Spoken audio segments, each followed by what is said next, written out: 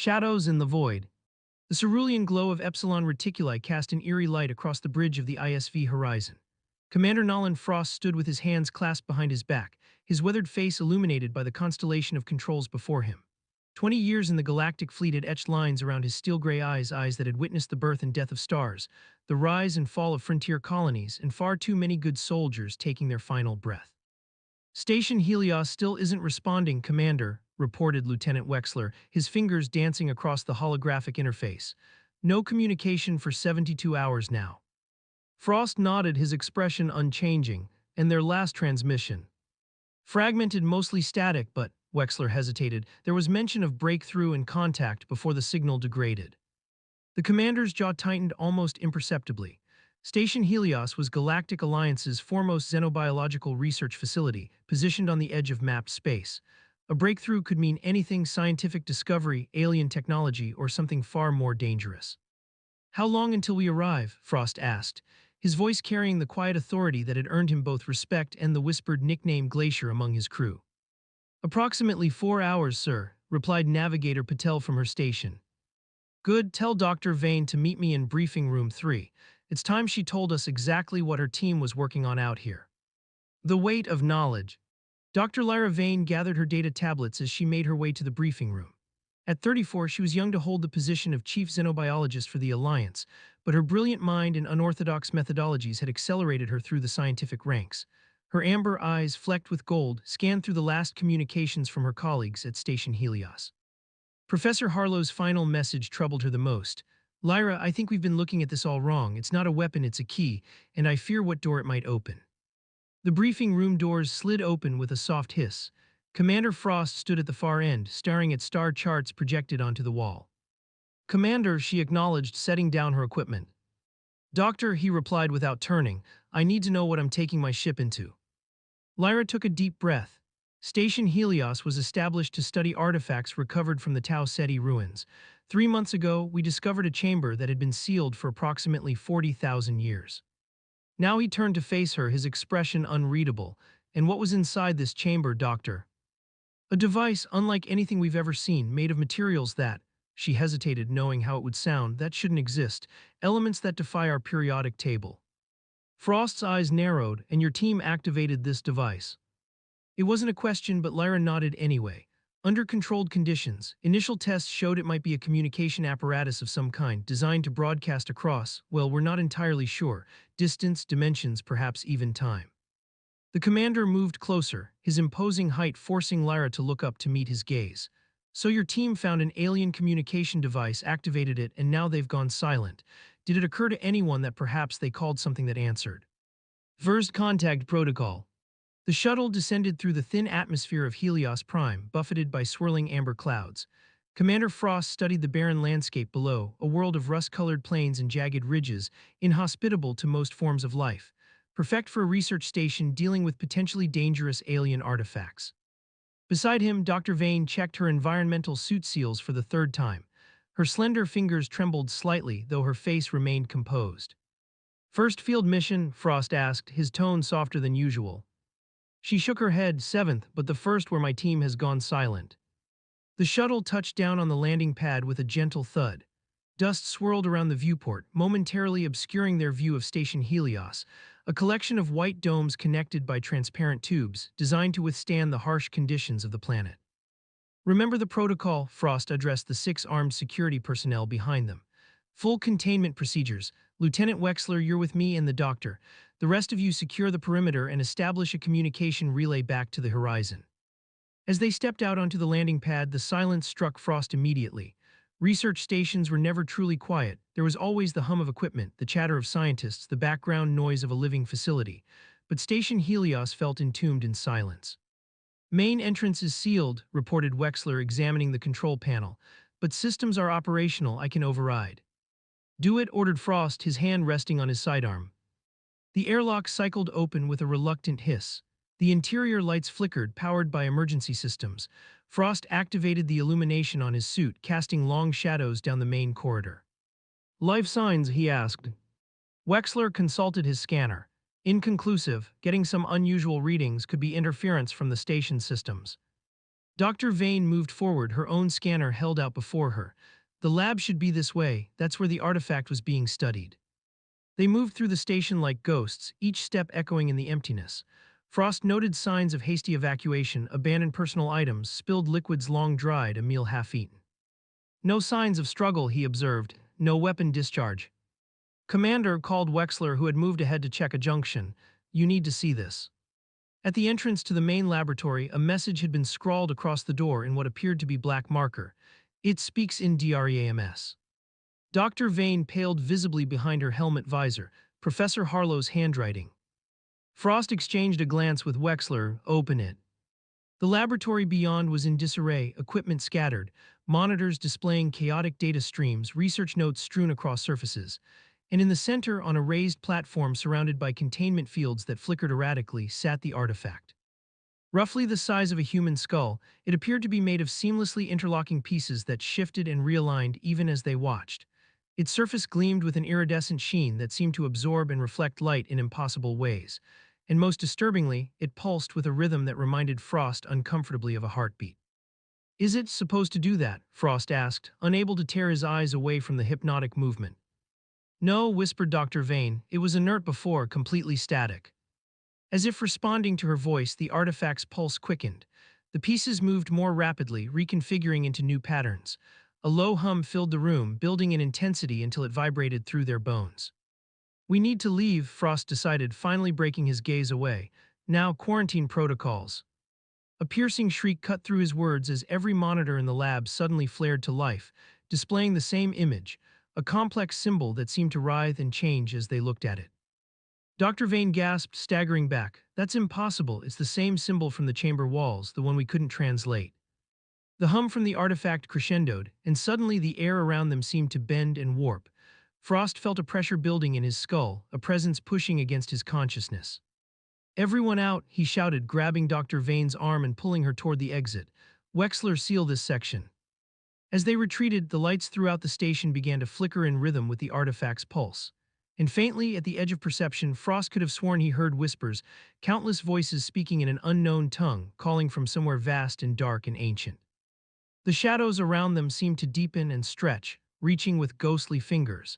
And somewhere in the depth of the station, something that had been waiting for 40,000 years had begun to stir.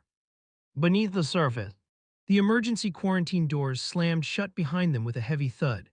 Commander Frost released Dr. Vane's arm as they stood in the relative safety of the station's central hub, their rapid breathing loud in the enclosed space of their helmets.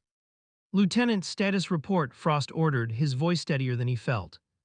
Wexler checked his tactical display. Containment protocols engaged, sir. The lab section is isolated, but, he frowned, sensors indicate unusual energy fluctuations throughout the station's power grid. Frost turned to Dr. Vane, who was already pulling data from a nearby terminal. Her fingers moved with frantic precision across the holographic interface. The station's logs, she murmured. There might be something to explain what happened to the research team. Whispers and warnings. The security footage was fragmented, corrupted by the same interference that plagued their scanners. What they could recover showed the gradual deterioration of the station's research team, initially excited scientists documenting their discoveries, then increasingly haggard faces reporting unusual phenomena. Professor Harlow's final log entry showed a man barely recognizable from the renowned scientist Lyra had known. His eyes were sunken, skin pallid, hands trembling as he spoke directly to the camera. It doesn't just communicate, it influences, changes neural pathways, reshapes thoughts. He glanced nervously over his shoulder before continuing. We've been quarantining affected personnel, but it's spreading faster than we can contain it. The dreams are collective now. Everyone sees the same symbols, the same entity. The footage ended abruptly as Harlow looked up in apparent horror at something off camera. Entity? Frost questioned, turning to Dr. Vane. Her amber eyes were wide with realization. The ancient text recovered with the artifact described something the Tao sessions called the whisper between stars. We thought it was metaphorical, a poetic description of cosmic radiation or some natural phenomenon they didn't understand. And now, Frost pressed. Now I think they were warning us. A sudden crackle from their communications interrupted them. Commander, came the strained voice of Corporal Jansen from the perimeter team. We've found something, someone. Survivor. They found Jansen's team in the medical wing, standing guard around an environmental containment chamber. Inside, curled in a fetal position on a diagnostic bed, was a woman in a torn research uniform. Dr. Madeline Rhodes, according to her identification, Station Helios's neurophysicist. She was hiding in the ventilation system, Jansen reported. Nearly shot Diaz when we found her, hasn't spoken a word since. Dr. Vane approached the chamber, pressing her gloved hand against the transparent barrier. Madeline, it's Lyra, we're here to help. The woman's head snapped up, her movements unnaturally sharp. Her eyes, bloodshot and dilated, fixed on Lyra with disturbing intensity. You brought it back, Rhodes whispered, her voice cracking from disuse. You woke it up and now it's listening, always listening. Frost stepped forward. Dr. Rhodes, where's the rest of your team? A hollow laugh escaped her lips. Gone, taken, they follow the voice now. Her fingers tapped in irregular rhythm against her temple. But I remembered the old stories, stories of the ones who came before, how they sealed it away when it tried to come through. Through what? Dr. Vane asked gently. The gate, Rhodes whispered, her eyes darting frantically around the room as if tracking invisible movements. The artifact isn't a communication device, it's a beacon, a key to open the way. A chill ran down Frost's spine. Open the way for what? Rhodes pressed herself against the far wall of the chamber, her voice dropping to a barely audible murmur. For what waits between worlds, in the spaces we can't see, it's already starting. Listen, can't you hear them? As if on cue, the lights flickered, and a distant metallic groan echoed through the station. Commander, Wexler called from the corridor, we've got movement in Section C, multiple signatures. Frost's hand went to his weapon. I thought you said the station was clear. It was, sir, these readings just appeared. The changed. They moved through the darkened corridors in tight formation, weapons ready. Frost took point with Dr. Vane protected in the center of the group. The emergency lighting cast everything in a blood-red glow, transforming familiar shapes into menacing shadows. Life signs ahead, whispered Wexler, checking his scanner. Humanoid but off, irregular vitals. Frost raised his fist, signaling the team to halt as they approached the hydroponics section. Through the viewport they could see movement, figures shuffling between rows of withered plants. Members of the research team, Jansen asked. Only one way to find out, Frost replied, nodding toward the door. The airlock cycled open with a hiss that seemed deafening in the silence. 5 figures turned simultaneously toward the sound, their movements unnaturally synchronized. In the dim light, Frost could make out the faces of Station Helios personnel, but something was terribly wrong. Their expressions were blank, eyes unfocused, and across each of their foreheads was a symbol carved into the flesh, the same writhing pattern they had seen on the monitors. Professor Harlow, Dr. Vane gasped, recognizing one of the figures. The man who had once been Harlow tilted his head at an unnatural angle. When he spoke, his voice emerged layered with countless others, a discordant chorus that seemed to echo from somewhere vast and distant. The door opens, the voices said through him. The key turns, the way is prepared. Commander, Dr. Vane whispered urgently, they're being controlled somehow. The artifact must be affecting their neural pathways, using them as conduits. Before Frost could respond, the changed researchers moved with shocking speed. 2 security officers went down before they could raise their weapons, the possessed researchers displaying strength no human should possess. Non-lethal force, Frost ordered, switching his weapon to stun mode. These are still Alliance personnel.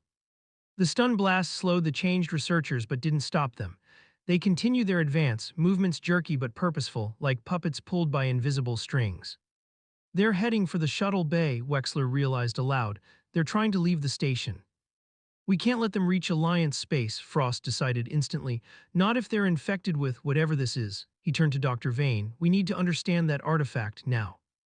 Her face paled. You want to go back to the lab after what we saw? No choice, Frost replied grimly. Either we figure out how to contain this or we'll have to destroy the entire station. His gray eyes bore into hers and everyone on it. As if sensing their intentions, the changed researchers let out a unified inhuman shriek that reverberated through the station. The lights flickered violently, and Frost's scanner exploded in a shower of sparks.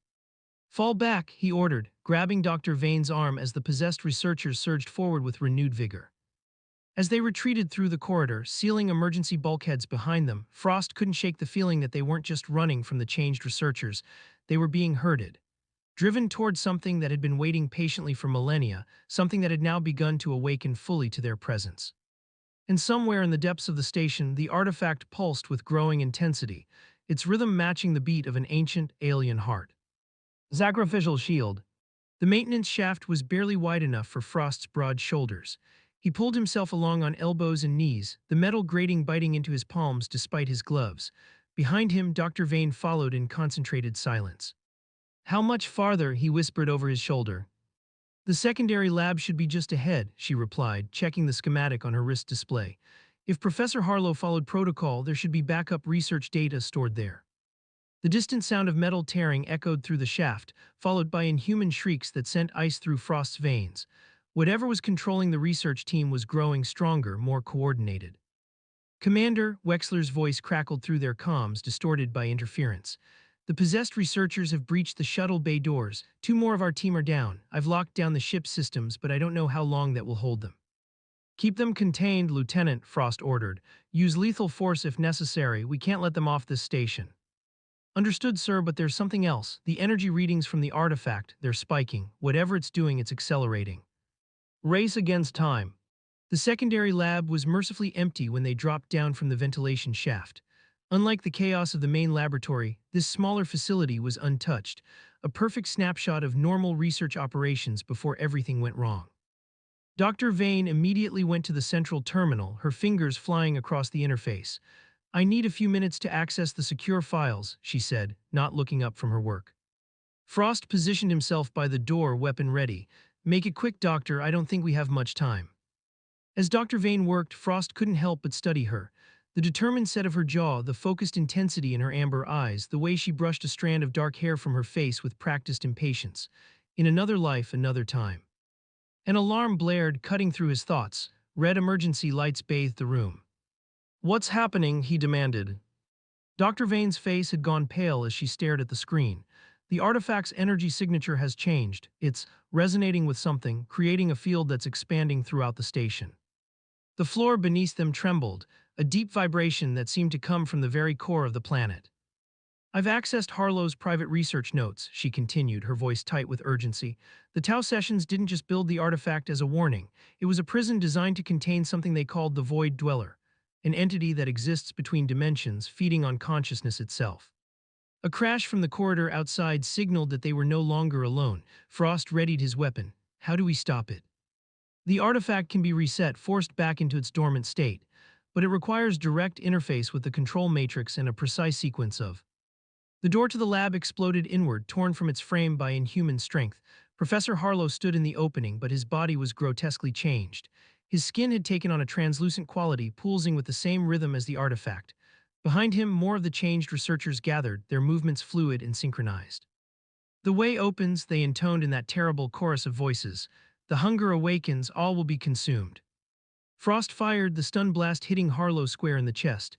The professor staggered but didn't fall. Instead, a ripple of energy washed over his form and he straightened, eyes fixing on Dr. Vane. You hold the knowledge, the voices said through him. You will serve as the perfect vessel. The ultimate prize. Download complete, Dr. Vane announced, yanking a data crystal from the terminal. I have the reset sequence, but we need to reach the primary lab. Frost made a split-second decision. Behind me, we're going to have to fight our way through. He switched his weapon to full power, a setting designed to incapacitate even the most dangerous adversaries. Frost knew it might kill the already weakened researchers, but the alternative was unthinkable. 3 quick shots cleared a path to the door, the possessed researchers falling back with inhuman screams. Frost pushed forward, creating a protective barrier between Dr. Vane and danger. They made it into the corridor, moving as fast as caution allowed toward the primary lab. Commander, Wexler's voice came through their comms, nearly unintelligible through static. The station's structural integrity is failing. Whatever that thing is doing, it's tearing the place apart at a molecular level. The horizon is detecting massive energy fluctuations. Prepare for emergency extraction, Frost ordered. But do not, I repeat, do not approach until I give the all-clear. They reached the junction that would lead them to the primary lab, only to find the corridor ahead filled with the changed researchers, at least a dozen of them, blocking their path. And at their center stood Dr. Rhodes, the survivor they had found earlier. Her expression was serene now, her movements graceful as she stepped forward. You fight what cannot be fought, she said, her voice eerily calm. The Void Dweller is beyond your comprehension. It has existed between the stars since before your kind crawled from the oceans. We know what it is, Dr. Vane replied, her voice steadier than Frost expected, and we know how to send it back. Rhodes smiled, the expression unnaturally wide on her face. You know nothing, the artifact is not just a prison, it is a door, and now that door stands open. Behind the possessed researchers, the corridor warped and distorted, the very fabric of reality bending.